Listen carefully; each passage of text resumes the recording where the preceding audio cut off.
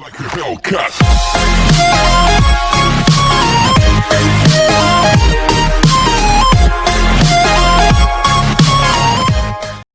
Hi student, आज हम लोग अपने नए टॉपिक के साथ आए हैं। हमारा नया जो टॉपिक रहेगा, हम लोग लॉ ऑफ मोशन से बात करेंगे। हम न्यूटन्स के लॉ के बारे में डिस्कस करेंगे। आप सभी जानते हैं न्यूटन्स के लॉ क्या कहते हैं। Newton's law of motion, first law, second law, third law हम लोग बात करेंगे। आज मैं आपको बेसिकली जो बताने जा रहा हूँ आपको याद रखना है। हमारे पास रहेगा न्यूटन्स फर्स्ट लॉ। ठीक है सर, न्यूटन्स फर्स्ट लॉ हमारे पास क्या कहता है। आपको उसका बेसिक एग्जांपल समझने पड़ेंगे। 2-4 एग्जांपल है, आप उसे समझ जाएंगे न्यूटन्स लॉ क्या कहता है। ठीक है सर, न्यूटन्स लॉ कहता है हमारे पास कि मेरे हाथ में ये मार्कर है, देखिएगा अब ये अपनी जगह पे रुका हुआ है, रेस्ट पे है। जब तक हम एक्सटर्नल फोर्स नहीं लगाएंगे ये अपने आप मूव नहीं कर सकता। हमें एक्सटर्नल फोर्स लगा के इसको मूव करना है, तो एक्सटर्नल फोर्स की रिक्वायरमेंट हुई। अब ये देखिएगा ये मार्कर चलता जा रहा है। जब तक मैं इसको पकड़ूंगा नहीं, मैं इसको रोकूंगा नहीं, अपने आप ये रुक नहीं सकता, तो एक्सटर्नल फोर्स लगा के इसको रोकना पड़ेगा। आप बाइक से, स्कूटी से जा रहे हैं, गाड़ी से जा रहे हैं, आप बाइक से बोलिएगा कि लेफ्ट टर्न या राइट टर्न, वो नहीं टर्न करेगा जब तक आप उसके हैंडल, स्टेयरिंग के ऊपर, हैंडल के ऊपर आप बाहर से एक्सटर्नल फोर्स लगा के आप उसको मूव नहीं करोगे तो अपनी डायरेक्शन वो नहीं बदल सकता। तो न्यूटन्स का फर्स्ट लॉ हमारे पास यही बात कहता है कि कोई चीज़, आपके घर एक चेयर है, सुबह जा रखी कि शाम को वही रखी मिलेगी, अपने आप चेयर मूव नहीं कर सकती, आपको एक्स्ट्रा फोर्स लगाना पड़ेगा। ये सारी बातें गुण कहता है। कोई चीज़ चल रही है, आपने देखा होगा अर्थ अपने सन के अराउंड रोटेट कर रही है अर्थ, क्या अर्थ अपने आप रुकेगी? आपको उसको रोकना पड़ेगा, पकड़ना पड़ेगा, तभी वो रुकेगी। तो यही न्यूटन्स का लॉ कहता है कि इस यूनिवर्स की कोई भी body, every body of the universe continues to be at rest or in uniform motion in a given direction unless external force is applied on it। ये कहता है इस यूनिवर्स की कोई भी बॉडी अगर रुकी है तो वो रुकी रहेगी, चल रही है तो चलती रहेगी, किसी एक डायरेक्शन में जा रही है तो वहीं जाएगी। जब तक आप बाहर से फोर्स नहीं लगाओगे ऐसा पॉसिबल नहीं है कि वो अपनी पोजीशन को बदल दे। तो देखिए मैं आपको बताने जा रहा हूं, तो आपको याद रखना है every body of the universe continues to be at rest। आपको याद रखना है कि सेम डेफिनेशन जो आप लोग बचपन से पढ़ते आ रहे हैं वही मैंने लिखा है। Every body of the universe continues to be at rest or in uniform motion, or in uniform motion in a given direction। आपने पढ़ा है बचपन से, in a given डायरेक्शन, किसी एक डायरेक्शन में। कब तक? Unless external force is applied on it, unless external force is applied on it, external force is applied on it. जब तक आप उसके ऊपर बाहर से फोर्स नहीं लगाएंगे, तो यही डेफिनेशन है कि every body of the universe, दुनिया की कोई भी, ब्रह्मांड की कोई भी body continues to be at rest, या तो लगातार रुकी रहेगी, और इन यूनिफॉर्म मोशन, या लगातार यूनिफॉर्म मोशन में रहेगी इन ए गिवन डायरेक्शन, किसी स्पेसिफिक डायरेक्शन में, अनलेस, जब तक आप एक्सटर्नल फोर्स नहीं लगाओगे। उसको कहते हैं हम लोग न्यूटन्स फर्स्ट लॉ। तो स्टूडेंट देखिए न्यूटन्स फर्स्ट लॉ कहता है, सबसे पहले आप एक काम कीजिएगा, आप एक मेज के ऊपर कोई कपड़ा बिछा लीजिएगा और उसके ऊपर किसी आपके घर का कोई फूलदान, कोई चीज रख दीजिएगा। आप एकदम तेजी से कपड़े को खींच लीजिएगा, बाहर निकालिएगा, तो कपड़ा आउटसाइड निकल जाएगा और जो भी अपने ऑब्जेक्ट मेज के ऊपर रखा है कपड़े के ऊपर, वो अपनी जगह पर रुका रहेगा। तो न्यूटन्स का फर्स्ट लॉ प्रूव हो जाता है बड़ा तेजी से अगर आप इसको करेंगे तो, क्योंकि हमने ऑब्जेक्ट को तो टच नहीं किया, हमने सिर्फ क्लॉथ को, कपड़े को खींचा और हमारे पास हमारा कंसेप्ट प्रूव हो गया। दूसरा, आप कोई कंटेनर, कोई बर्तन, कोई वेसल ले लीजिएगा, उस बर्तन के ऊपर आप कोई भी कार्डबोर्ड गत्ता रख दीजिएगा और उसके ऊपर आप कोई कॉइन रख देंगे। ठीक है, आप जोर से ऐसे मारेंगे उस कार्डबोर्ड को, गत्ते को, तो जो कार्डबोर्ड, जो गत्ता, वो तो बाहर भाग जाएगा और जो कॉइन है वो आपके कंटेनर में, बर्तन के अंदर गिर जाएगा। ठीक है ना। तो इसका मतलब हमने क्या किया, हमने कार्डबोर्ड को मारा, हमने गत्ते को मारा, कॉइन को तो हमने टच नहीं किया। बड़ा तेजी से आप उसको हिट करेंगे तो जो कॉइन है वो कहाँ गिर जाएगा, वो कंटेनर के अंदर, बर्तन के अंदर गिरा होगा। न्यूटन्स लॉ आपको याद रखना है, ध्यान रहेगा सर। इस तरीके के और भी वेरियस एग्जांपल्स आप लोग इसके अंदर दे सकते हैं जो हमारे पास कहता है न्यूटन्स फर्स्ट लॉ। अब देखिएगा हम लोग क्या कहते हैं, अब जानते हैं कि force is equal to mass into acceleration, आपने पढ़ा था, ठीक है। अब मैं यहां से कहता हूं कि एक्सटर्नल फोर्स जीरो है। एक्सटर्नल फोर्स क्या है हमारे पास, जीरो है, क्योंकि हमें एक्सटर्नल फोर्स को लगाना ही नहीं है। न्यूटन लॉ कहता है कि एक्सटर्नल फोर्स आपको नहीं लगाना है। तो क्या होगा, इट मीन्स अगर एफ जीरो है तो मास इंटू एक्सेलरेशन जीरो होगा, आप जानते हैं। अब अच्छी बात की मास तो जीरो हो ही नहीं सकता, अगर मल्टीपल जीरो है तो एक चीज जीरो होगी, तो मास तो जीरो नहीं हो सकता, बॉडी चाहे कैसे भी हो। इट मीन्स यहाँ जीरो कौन है, फिर मास जीरो नहीं है तो एक्सेलरेशन जीरो है, क्योंकि दो चीजों का मल्टीपल जीरो कब होता है, या तो दोनों जीरो हो या एक जीरो हो। तो यहाँ आपको याद रखना है कि मास तो जीरो हो नहीं सकता, तो एक्सेलरेशन यहाँ पे क्या है, जीरो है। अब एक्सेलरेशन आप लोग जानते हैं क्या होता है, change in velocity by time, ये हो गया। आप इसको उधर ले जाओ, v minus u is equal to multiple करेंगे जीरो, और इसको उधर ले जाओ u, इनिशियल और फाइनल वेलोसिटी बराबर आ गई, v मीन्स फाइनल वेलोसिटी और u मीन्स इनिशियल वेलोसिटी। इसका मतलब जो चीज आज चल रही है, आज से 10 साल पहले भी स्पीड सेम थी, जो चीज आज से 10 साल पहले अगर रुकी हुई थी तो आज भी रुकी हुई है, वेलोसिटी सेम है, न्यूटन फर्स्ट लॉ प्रूव हो जाएगा। जिस स्पीड से कोई चीज 10 साल पहले इनिशियल वेलोसिटी थी, आज भी वही है, तो आपको याद रखना है न्यूटन फर्स्ट लॉ हमारे पास ऐसे प्रूव हो जाएगा, ये बात आपको याद रखनी है, सिंपल सी बात है, ध्यान रहेगा।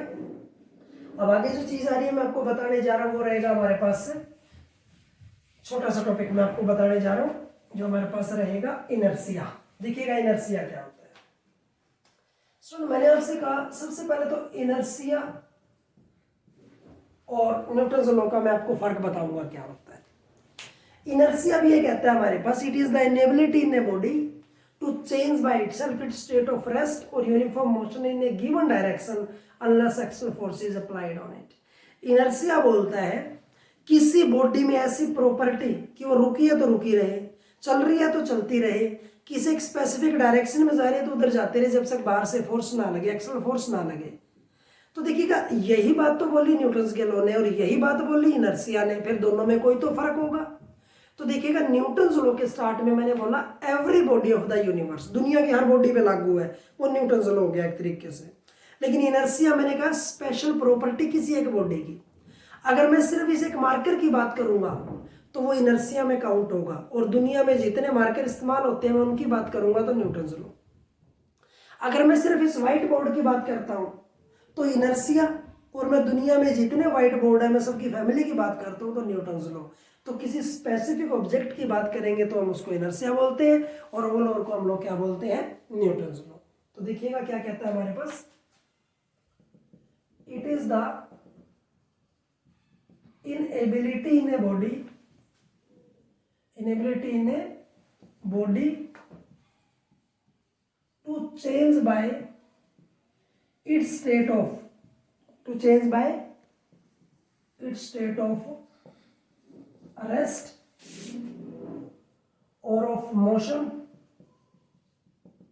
in a given direction unless external force is applied on it, unless external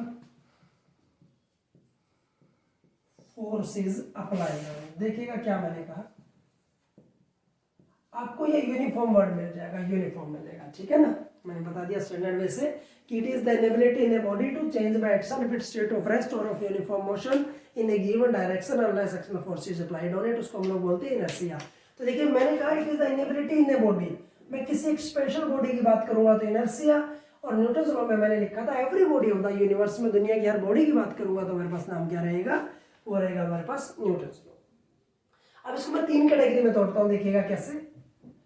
सबसे पहले मैंने इसको लिखा इनर्शिया ऑफ रेस्ट, पहले आएगा इनर्शिया ऑफ रेस्ट, फिर आएगा इनर्शिया ऑफ मोशन, और फिर आएगा इनर्शिया ऑफ डायरेक्शन। आपको याद रखना है इनर्शिया ऑफ डायरेक्शन।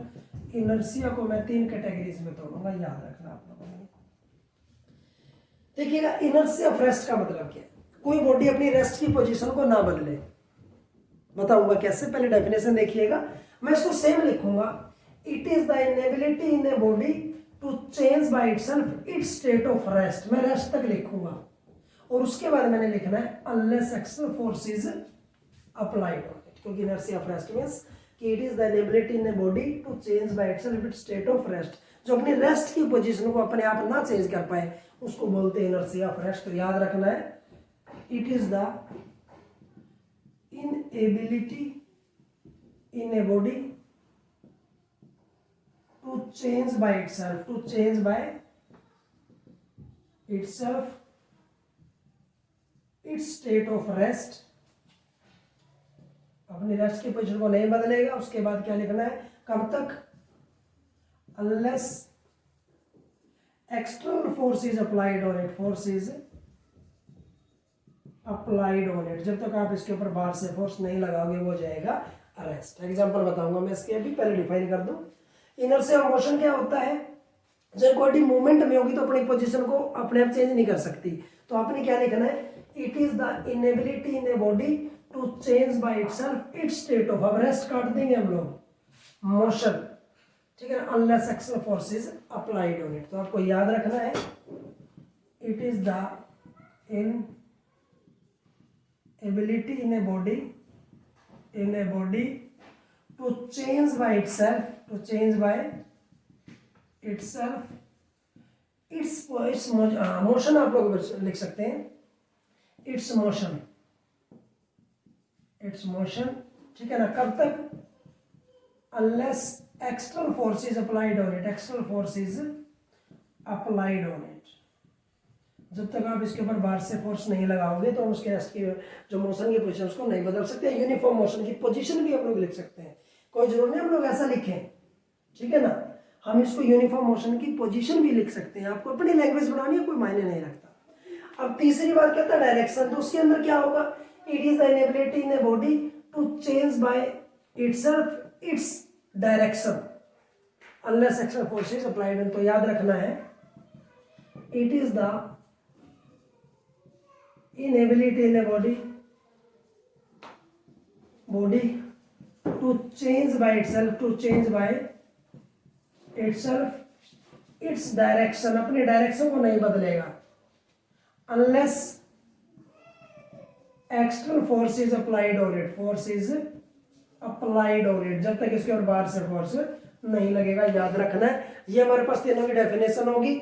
अब मैं इनके एग्जांपल्स बता रहा हूं, आपको ध्यान से सुनना, ठीक है। इनर्शिया ऑफ रेस्ट का एग्जांपल क्या होता है, आप एक बस के अंदर बैठे हैं, बस रुकी हुई है, तो आपकी बॉडी पूरी रुकी हुई है, अचानक एकदम बस चल पड़े, तो जब अचानक बस चलेगी तो आपका लोअर पार्ट, जो आपका नीचे का हिस्सा है वो तो आगे चल पड़ेगा, लेकिन ऊपर का हिस्सा अपनी जगह पे रुका रहेगा, तो आप पीछे की तरफ गिरेंगे। इनर्शिया ऑफ रेस्ट हम लोग उसको नाम देंगे, ध्यान रहेगा। ऐसे किसी गिटार की तार के ऊपर हमने कोई कागज का टुकड़ा रख दिया ऐसे, अब ये तार और कागज का टुकड़ा दोनों रुके हुए, मैंने तार को ऐसे मारा और कागज नीचे गिर गया, इनर्शिया ऑफ रेस्ट, क्योंकि शुरुआत में तार और कागज दोनों रुके हुए थे, मैंने वायर को ऐसे मारा लेकिन कागज को तो, पेपर को तो मैंने टच भी नहीं किया, अब ये वायर नीचे चला गया तो ये हवा में तो रुक नहीं सकता, तो नीचे गिर जाएगा। इनर्शिया ऑफ रेस्ट के आपको ऐसे एग्जांपल याद रखने हैं। बात आती है inertia of motion. Inertia of motion का मतलब क्या होता है, आप एक चलती बस में जा रहे हैं, बस की स्पीड है मान लो 100 की, अचानक बस ने ब्रेक लगा दिए तो आपका सर आगे लगेगा जाके। जब आप बस के अंदर बैठे हैं, बस की स्पीड 100 की, तो आपकी स्पीड भी 100 है, अचानक ब्रेक लगाए गए, बस रुकी, तो लोअर पार्ट जो नीचे वाला हिस्सा है वो तो रुकेगा, लेकिन ऊपर वाले हिस्से की स्पीड 100 रहेगी, तो आपका सर जाके आगे लगेगा। Inertia of motion. ऐसे कहते हैं चलती बस से दौड़कर उतरना चाहिए। अब बस की खिड़की पर हम लोग लटके होते हैं, जैसे बस धीमी होगी, बस की स्पीड होगी 40 की, और हम बस के अंदर लटके हैं तो हमारी स्पीड भी 40 होगी। अचानक उतरते ही हम अपने पाँव को रोक लेंगे, इट मीन्स नीचे वाला हिस्सा तो रुक गया, लेकिन ऊपर वाले हिस्से की स्पीड कितनी है, 40 की, तो हमारा सर जाके आगे लगेगा। इसलिए आपको हमेशा दौड़कर उतरना है, बात आपको याद रखनी है। तीसरी और लास्ट बात, डायरेक्शन। डायरेक्शन के अंदर कहते हैं, आपने पानी के अंदर साइकिल चलाई होगी, तो जब आप पानी के अंदर साइकिल चलाएंगे तो कभी भी पानी उसके अराउंड घूम नहीं सकता, तो वो व्हील पानी को ऐसे फेंकेगा, आपको याद है, क्योंकि अगर किसी चीज़ को सर्कुलरली घुमाना है तो हमें क्या करना पड़ेगा, उसकी डायरेक्शन बदलनी पड़ेगी, और वो सिर्फ एक्सटर्नल फोर्स से बदल सकती है, लेकिन ये एक्सटर्नल फोर्स हमें नहीं लगाना, तो पानी व्हील के अराउंड नहीं घूम सकता। तो याद रहेगा, आज का हमारा टॉपिक था इनर्शिया से रिलेट, आपको याद रखना है। नेक्स्ट वीडियो के अंदर हम किसी अच्छे टॉपिक के साथ फिर मिलेंगे। Thank you.